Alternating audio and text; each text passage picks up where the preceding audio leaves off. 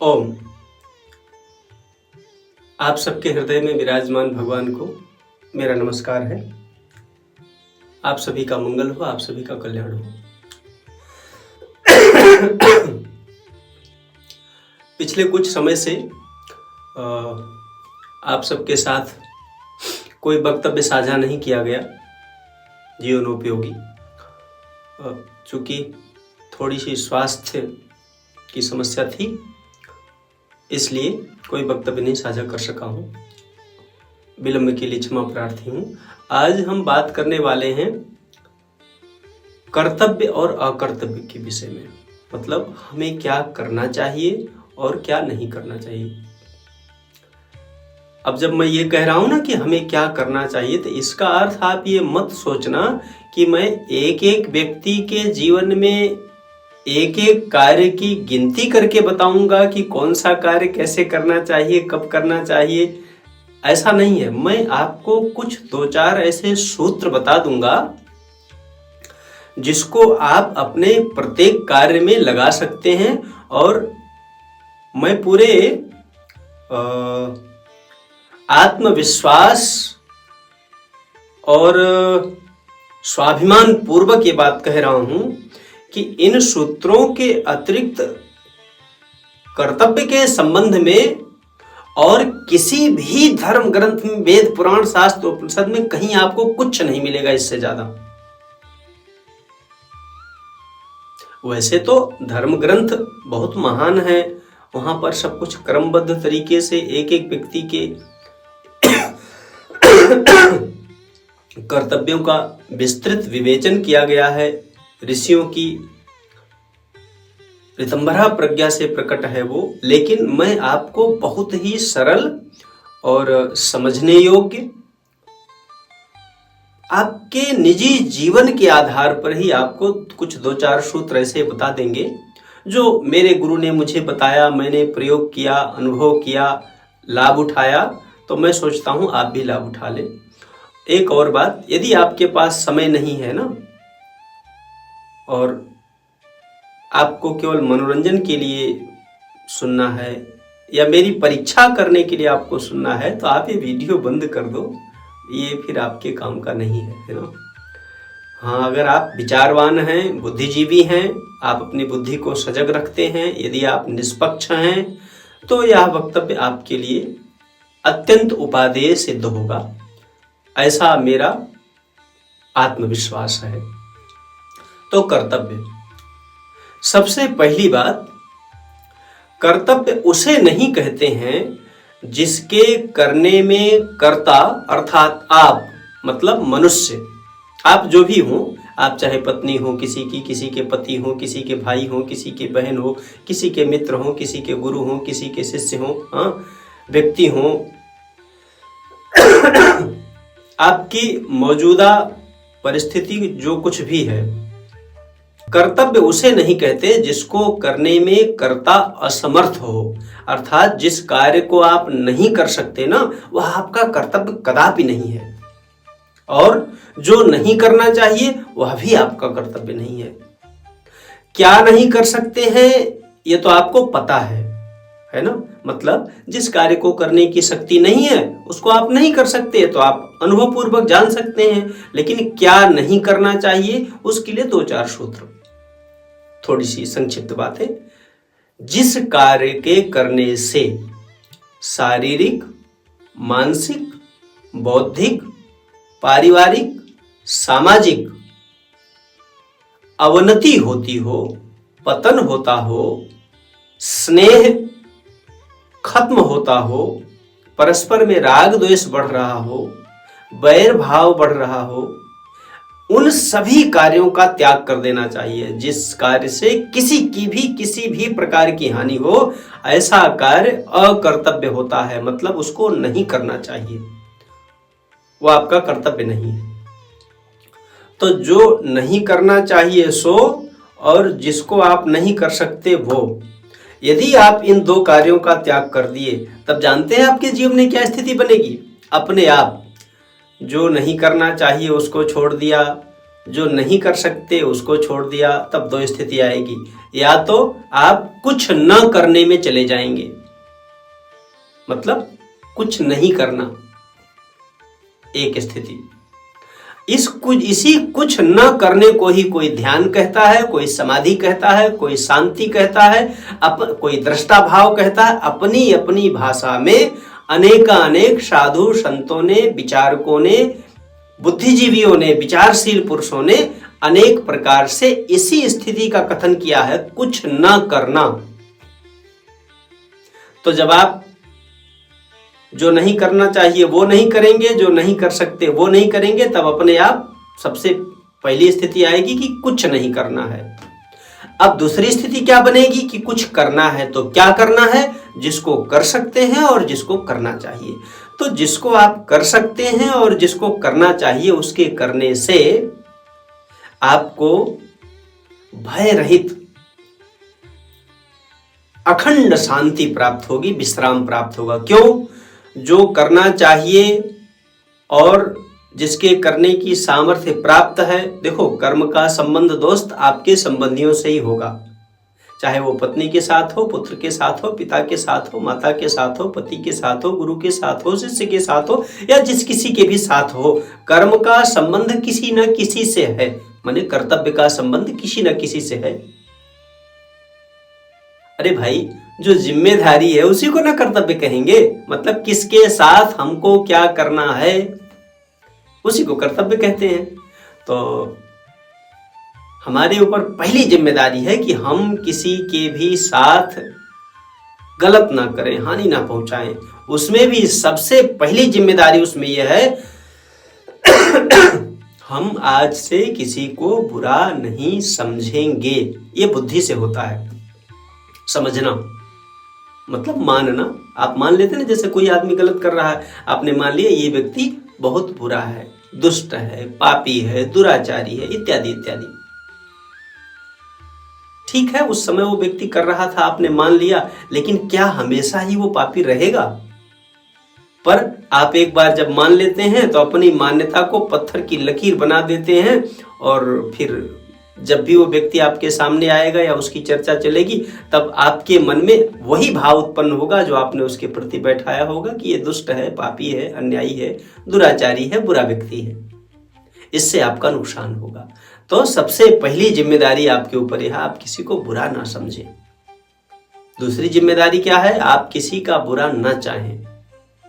देखो, जब आप किसी को बुरा समझते हैं तभी किसी का बुरा आप चाह सकते हैं। यदि किसी को आप बुरा नहीं समझेंगे ना, तब किसी को बुरा चाहने की आप में वो भाव ही नहीं उठेगा, विचार ही नहीं आएगा, और फिर आप किसी के साथ बुराई कर ही नहीं पाएंगे। मतलब जो नहीं करना चाहिए वो नहीं करेंगे। कब? जब आप किसी को भी बुरा नहीं समझेंगे तब, किसी का भी बुरा नहीं चाहेंगे तब।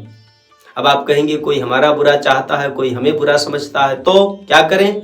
देखो दोस्त, ईमानदारी से विचार करना। तुम्हें जो कुछ मिलता है वो किसी और के करने से मिलता है कि तुम्हारे करने से मिलता है? अगर तुम कर्म के सिद्धांत को मानते हो, ईश्वर को छोड़ दो, आत्मा परमात्मा अभी भूल जाओ सबको। हाँ, केवल अभी कर्म की बात कर रहा हूं। परलोक क्या है, स्वर्ग क्या है, नरक क्या है, भगवान क्या है, छोड़ दो अभी सबको, कोई जरूरत नहीं। अभी केवल कर्म की बात करो।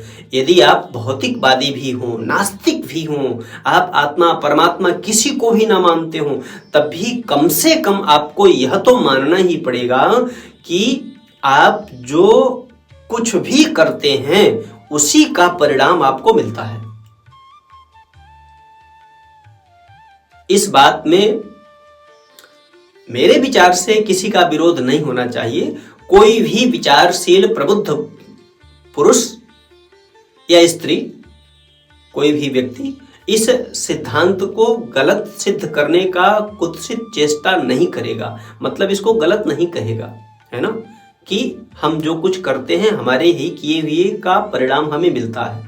तो अगर हमारे साथ कोई बुरा करता हुआ दिख भी रहा है ना, कि अमुक व्यक्ति के द्वारा मेरी हानि हो रही है, मुझे नुकसान पहुंचाया जा रहा है, ऐसा दिखता हुआ भी बाहर से, भीतरी बात यही है कि आपने अपने साथ बुरा यदि न किया होता तो किसी में क्षमता नहीं है जो आपके साथ कभी कोई बुरा कर सके।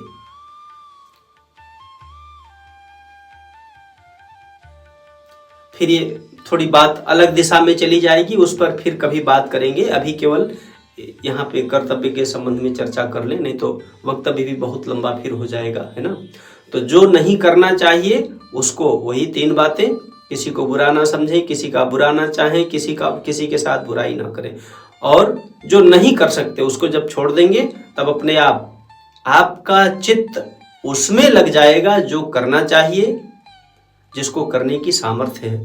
और एक बड़े रहस्य की बात है ना कि कर्तव्य पूरा होते ही, अर्थात आपको जो करना चाहिए उसको जब आप कर लेंगे ना, तब अपने आप आपको अखंड शांति और विश्राम प्राप्त होगा।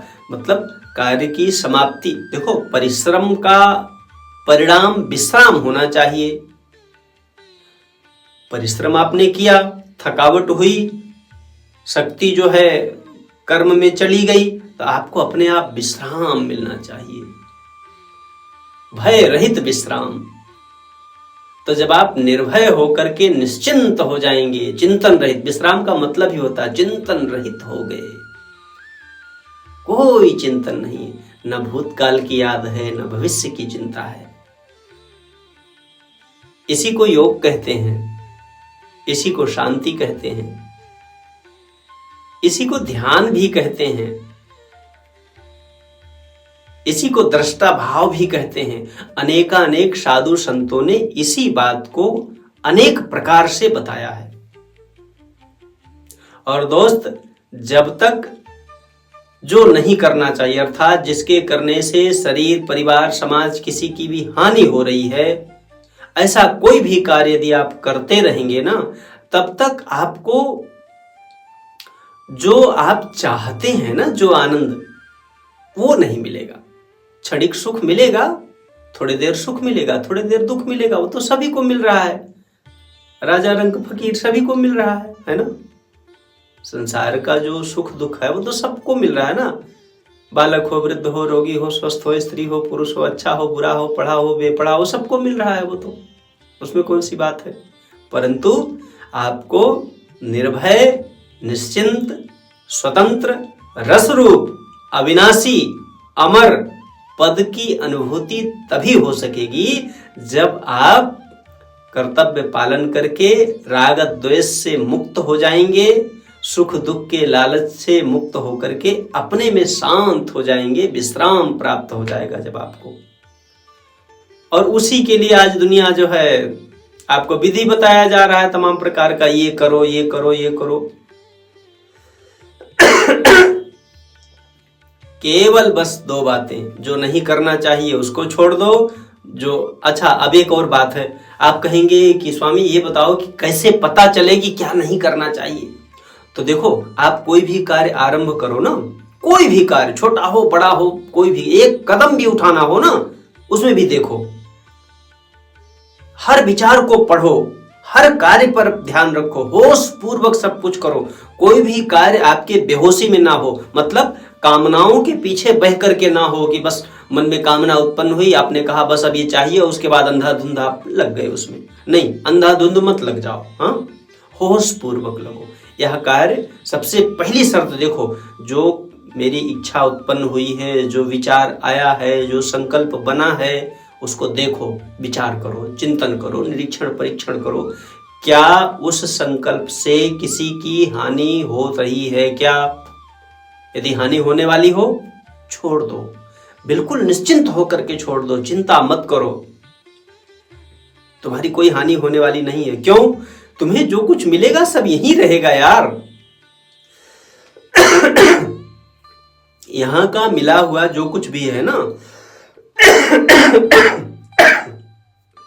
चाहे जिस रूप से भी मिला हुआ है, उसका केवल तुम उपयोग करते हो और इसी शरीर से करते हो।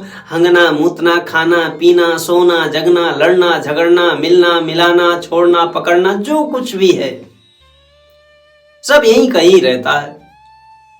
उससे तुम्हें कुछ नहीं मिलता। जैसे अभी मैं बोल रहा हूं, बोलते समय भी मैं हूं, और जब नहीं बोलूंगा तब भी मैं हूं। आप सुन रहे हैं तो सुनते समय भी आप हैं, कुछ नहीं सुनेंगे तब भी आप हैं। मतलब जब आप कुछ करते हैं तब भी आप होते हैं, जब आप कुछ नहीं करेंगे तब भी आप रहेंगे। कर्म का संबंध संबंधियों के साथ है ना। मतलब कर्म का संबंध दूसरों के साथ है। कर्म के द्वारा आपको कुछ मिलने जुलने वाला नहीं है। आपको लगता होगा ना कि आप कुछ करेंगे आपको कुछ मिल जाएगा। क्या मिल जाएगा? सुंदर पत्नी, सुंदर पति, आज्ञाकारी पुत्र, धन संपत्ति, मान प्रतिष्ठा, बड़ाई सब मिल जाएगा। एक मजे की बात बताऊं तुम्हें, तुम जिस परिस्थिति को प्राप्त करना चाह रहे हो ना कि ऐसा हो जाएगा तो मजा आ जाएगा, तुम्हारी उस चाहने वाली जो परिस्थिति है, मतलब जिसको तुम चाह रहे हो, जिस परिस्थिति को, उस परिस्थिति को बहुत से लोग छोड़ चुके हैं क्योंकि उन्हें संतुष्टि नहीं मिली, उन्हें मजा नहीं मिला। और तुम आज जिस परिस्थिति को छोड़ करके आगे बढ़ना चाहते हो ना, तुम्हारी उस छोड़ने वाली परिस्थिति को तमाम लोग पाना चाहते हैं। मतलब क्या है? सारी की सारी परिस्थितियां मूल्य की दृष्टि से एक समान है, कोई अंतर नहीं है। हाँ, ये बात अलग है कि दुख आता है वो किसी को अच्छा नहीं लगता है, किसी के जीवन में दुख नहीं होना चाहिए, है ना। लेकिन सुख भोग करेंगे तो दुख तो आएगा ही, और दुख तो जागृति के लिए है ना भाई। दुख कोई आपको भयभीत करने के लिए थोड़ी, आपके विनाश के लिए थोड़ी आता है। दुख आया है आपको जागरूक करने के लिए, जगाने के लिए। किस बात के जगाने के लिए? राग द्वेष मत करो, तो क्या करो? क्षमा करो, प्रेम करो, है ना।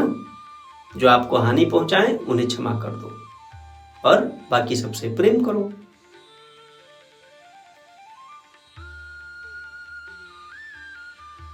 किसी से कोई इच्छा मत रखो। आशा करता हूं कि ये विचार आपको जरूर अच्छा लगेगा, और ना अच्छा लगे तो तुम्हारी मौज। अच्छा लगे तो चाहो तो अपने यार दोस्तों को भी भेज सकते हो, हाँ। ना भेजो तो तुम्हारी मौज, और चाहो तो चैनल से भी जुड़ सकते हो। तो और आपके अगर कोई प्रश्न हो तो आप चाहो तो प्रश्न भी कर सकते हो। सर्वसमर्थ भगवान आप सबको कर्तव्यनिष्ठ बनाए, आप सबका यह मानव जीवन सफल और सार्थक हो जाए। इसी सद्भावना सहित आप सबके हृदय में विराजमान उन्हीं भगवान को मेरा बार बार नमस्कार है। हरि ओम तत्सत, हरि ओम तत्सत, हरि ओम तत्सत।